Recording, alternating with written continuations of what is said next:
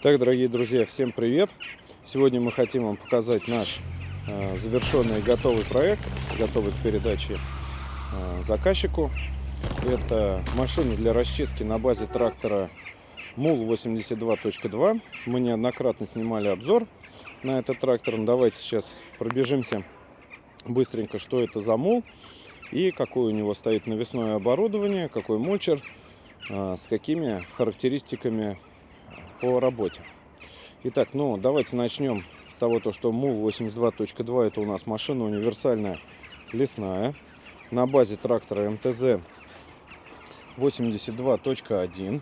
Машина полностью готова и адаптирована для работы в лесу, в лесных условиях, то есть лесохозяйства какие-то, у кого есть делянки. То есть для вас это идеальный вариант, так как у нас стоит заводская резина Белшина с индексом LS2. Вот у нас индекс LS2. Размерность у этих шин у нас получается такая же, как и на балочном мосту обычном, 360 на 70 R24. Но эта резина, она многослойная и усилена внутри кордом. То есть, наезжая на пеньки, меньшая вероятность, что вы проколите колесо. Резина как передняя, так и задняя. Также при наезде на пеньки краем, диском, здесь у нас стоит усиление, то есть края выгибать так не будет. Усилен достаточно толстым прутком. И с внешней стороны, и с внутренней. Фронтальная часть трактора у нас выполнена с решеткой, которая такая толстая, массивная. И внутри еще одна решетка стоит. То есть повредить радиатор тоже очень маленькая вероятность. Можно, конечно, сломать все что угодно, но если с умом подходить, то радиатор и бачок расширительный будут целые. Фары вынесены на веткоотбросы. Здесь у нас фары обычные, галогенки круглые. В принципе, я думаю, можно заменить на какие-то квадратные светодиодные, от которых будет больше света и больше толку. И лампочки там перегорать так часто не будут. И эти фары неплохие. Защищен рулевой цилиндр. И вот получается у нас с передней части уходит защита назад. С этой стороны у нас установлен глушитель через переходное гофро пламя-гаситель и дальше на выход. Под козырьком веткоотбросов у нас находятся дополнительные фары дополнительного освещения. Они здесь уже светодиодные. Сбоку у нас также есть небольшая защита. Это хорошо. В данном месте предусмотрено крепление для лопаты. И есть инструментальный ящик в комплекте. Штука удобная. Сюда что-то необходимого накидал и не мешает тебе это в кабине. Нижние части кабины полностью выполнены из металла. Это заводское решение. Здесь все обшито искусственной кожей. Здесь и здесь.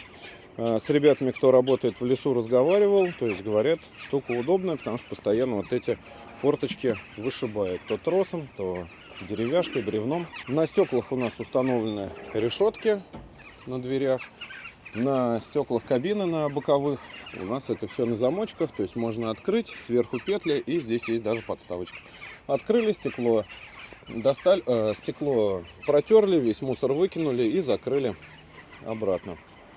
Задние шины у нас также усиленные лесные с маркировкой LS2. Размерность 18,4 на R34. Диск также проварен. И здесь у нас еще имеется защита ниппелей. Сюда накручивается большой колпачок. И все, и ниппель тоже не сорвем. Так, далее что у нас по крыше? Крыша усилена тоже металлом сверху и внутри. То есть данная кабина прошла сертификацию на опрокидывание на нее деревьев и прочих. РОПС, ФОПС. Кабина прошла. Так, в задней части у нас получается дополнительное освещение. Тоже обычные галогеновые лампочки. Я бы их, наверное, со временем заменил на светодиодные. Так как тем более зимой в лесу темнеет быстро. И надо иметь хорошее освещение. Здесь у нас получается боковые и верхние. Здесь есть вопросы. Но это все небольших, ну, в данный момент небольших стоит финансов, да, светодиодные хорошие фонари. И поэтому можно и недолго это сильно заменить.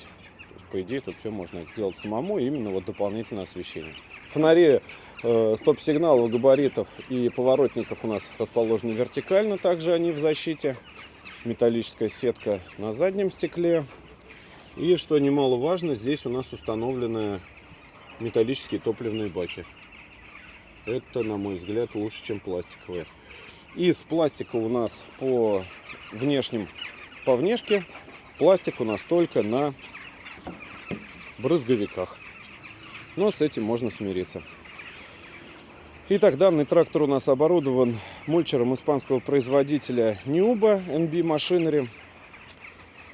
Этот мульчер идеально подходит под мощность трактора МТЗ-82, то есть 80 лошадиных сил.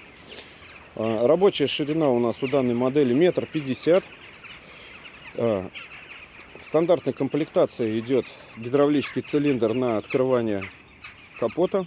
Для чего он, я объясню чуть позже.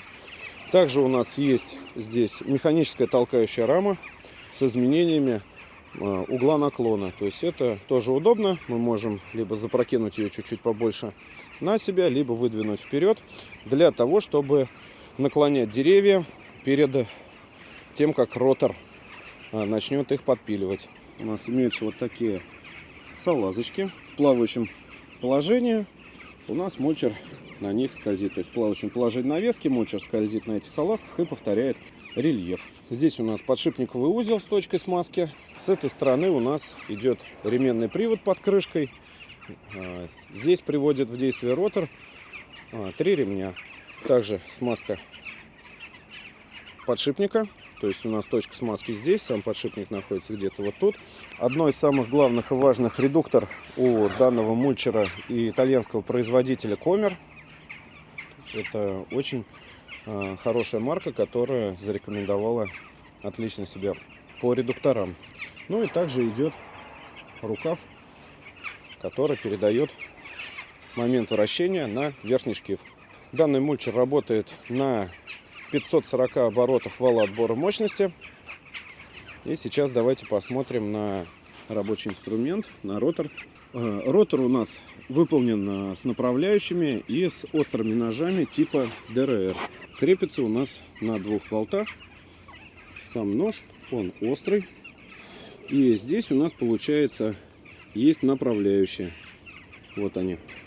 То есть они идут от достаточно такие невысокие, и их высота начинает увеличиваться и подводит материал прямо к лезвию. То есть у нас так вот скользит материал и попадает прямо на лезвие. Особенность этого ротора и этих молотков в том, что производитель их позиционирует как фрезерующий, и будет очень хорошая фракция измельчения на данном типе ротора и типе резцов. То есть материал всегда по направляющим попадает под нож и измельчается. Очень будет хорошая и высокая фракция, то есть по измельчению.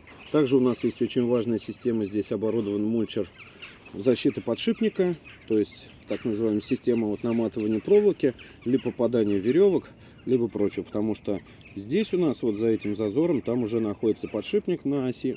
И его надо беречь, чтобы туда не попала всякая веревка, проволока, прочее, и не вывела из строя подшипник. Сейчас еще откроем гидравлический капот и посмотрим, как с ним, с открытым, собственно, ротор выглядит. Капот нам нужен гидравлический для того, чтобы увеличивать угол атаки на деревья. И когда мы работаем задним ходом, валим деревья и кустарник, у нас капот всегда открыт. Когда мы едем вперед, то есть уже повалили деревья и движемся вперед, то, закрывая капот, мы увеличиваем камеру перерабатывания. То есть у нас получается, когда капот открытый, только какую-то часть в корпусе измельчают молотки, а остальное у нас будет вылетать отсюда. То есть вот сверху, вот отсюда, где заканчивается ротор. Когда мы закрываем капот, дорабатывается материал. Но сейчас я расскажу еще про одну дополнительную опцию на тракторе, без которой работа на мульчере возможно, но она не будет настолько качественной.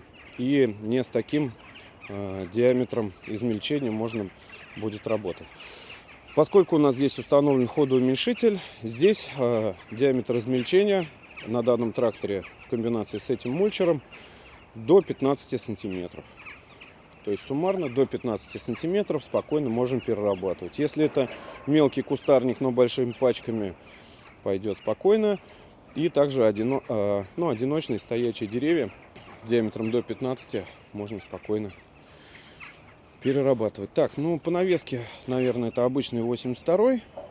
И вот очень важная функция для работы с мульчером — это ходоуменьшитель. У нас здесь установлен гидромеханический ходоуменьшитель. Нам пришлось немножко закастомизировать под него защиту, чтобы сохранить сам ходик с его корпусом. То есть гидромеханический ходик позволит двигаться данному трактору с маленькой скоростью, но на высоких оборотах двигателя и ВОМ трактора. Итак, друзья, давайте пройдемся посмотрим по подкапотному пространству. Здесь у нас установлен 4 УТНИ насос. Насос топливный, воздушный компрессор имеется, но нет ресивера, то есть выход здесь у нас напрямую. То есть подкачку либо продувку напрямую вот сюда прикручиваем и подкачиваем колеса, либо продуваем фильтр. Здесь у нас топливный фильтр, генератор. Генератор у нас БАТ, минский. Вообще отлично, то есть не китайские маленькие, а тут БАТшный здоровый. Ходоуменьшитель, кстати, да, хотел сказать, также у нас производство Республики Беларусь. Генератор у нас радиоволна, тоже белорусский, на 1150 ватт, 14 вольт. Насос рулевого управления N-Шаг. Здесь у нас идет масляный фильтр. Также фильтр. Ну вот, собственно, в принципе-то и все. Так, пойдемте посмотрим на мульчер у нас с открытым капотом. Вот так выглядит шикарно ротор. И хочу обратить внимание тоже на важный момент. Это вот на эти противорезы. Они идут сменные, то есть секциями вот по 4 таких треугольничка. И у нас их здесь, сейчас постараюсь показать, 2 ряда. 2 ряда противорезов также влияют положительно на фракцию, которая у нас получается. То есть мы, если вот так вот смотрим, нож подходит, и вот расстояние пальчик. Расстояние пальчик. Также и с задней стороны. Производитель NB Machinery использует подшипники высокого качества. То есть это у нас идут японские подшипники Timken, поэтому крутится ротор вот просто спокойно от руки, абсолютно легко. Без каких-либо усилий. И отлично ротор сбалансирован. Так, ну что, давайте переместимся в кабину, посмотрим, как у нас в муле 82.2. Заодно покажем органы управления ходоуменьшителем. Все, вот мы закрылись. Здесь у нас есть место подкрепления магнитолы, но магнитолы здесь нет. Все обработано внутри у нас кожзамом перфорированный вот на этом корыте. Здесь у нас просто кожзам, но достаточно приятно тут находиться. Вот стекла также перфорированным кожзамом. Точнее, те места, где должны быть стекла, заварены металлом и перфорированным кожзамом отделаны. Здесь у нас получается рычаг. Этот рычаг управляет скоростью ходоуменьшителя. То есть у нас есть насос, который дает сопротивление, и мы можем выбирать скорость. То есть вращаем его по часовой стрелке или против часовой стрелки, тем самым замедляя либо убыстряя движение на ходике. Этот рычаг у нас ходоуменьшитель включает. Далее у нас идет панель приборов. Ну, тут все минская классика. То есть тут пока без всяких изменений. Свет, омывайка. дальний, ближний, свет, гудок и поворотники. Управление навеской, свободный рычаг, открывание, закрывание гидравлического капота на мульчере. Здесь у нас идет управление органами освещения. Здесь у нас идет такой маленький стильный плафон внутреннего освещения. Так, по рычагам это ручник, рычаг КПП. Кто не знал, кстати, хочу открыть секрет. У нас на машине универсальной лесной нет 9 передач. Но по факту в коробке она есть. То есть в целях безопасности на данных тракторах, не скажу каким способом, но я думаю, многие догадались, отключается 9 передача. И также идет привод на включение переднего моста. Здесь у нас заяц-черепаха. Ну и тут все по обычному: сцепление, 2 педали тормоза и газ. Включение-выключение вала отбора мощности, ручной газ. Исполнено немножко по-другому, в отличие от сельскохозяйственной версии открывания боковых форточек. И вот такой вот классикой открытие задней форточки, то есть фиксации не на газлифтах, как на сельскохозяйственной версии, а на таких металлических направляющих. Ну, само собой люк, но в одного его поднять очень тяжело, так как здесь внутри есть, вот слышно, усиление. Там еще много железа наварено для безопасности водителя трактора. Ну и аккумуляторный отсек. С мулом у нас в комплекте идет от завода такая вот мигалка с защитой. Она защита, вот она мигалка, но она сантиметров на 20, наверное, прибавляет в высоте трактора, и для перевозки это не больно хорошо. То есть на эвакуатор либо в фуру по высоте не проходит. Мы мигалки никогда не ставим, их ставят уже по месту. Такой бачок с насосом омывайки. Также огнетушитель спереди, с левой стороны под него есть место. Коробка с небольшим зипом. И также еще сам зип, мы его вскрыли, так как нам был необходим хвостовик. Здесь у нас идет коробка, там фильтр-ремень. Фильтр-ремень. Дальше что у нас идет? Тут тоже идет пару фильтров. Это у нас получается фильтра в гидравлику. И еще какие-то железки. Сейчас не очень удобно одной рукой. Здесь у нас идет книга по трактору, что важно на самом деле. Какие-то моменты, вопрос есть непонятно, то всегда можно на месте изучить книгу. Баллонный ключ на крайний случай. И муфта для оборудования. Накручиваем на ваше оборудование и напрямую коннектим гидравлику в тракторе. Все, друзья, вот такой вот обзор получился. Спасибо, что посмотрели. Оставляйте свои комментарии. Хотелось бы почитать комментарии людей, кто на данной технике работает в лесах. Какие ее плюсы, минусы. Всем большое спасибо за внимание. Желаем вам всем крепкого здоровья. Крепко жмем руку. И до новых встреч на нашем канале.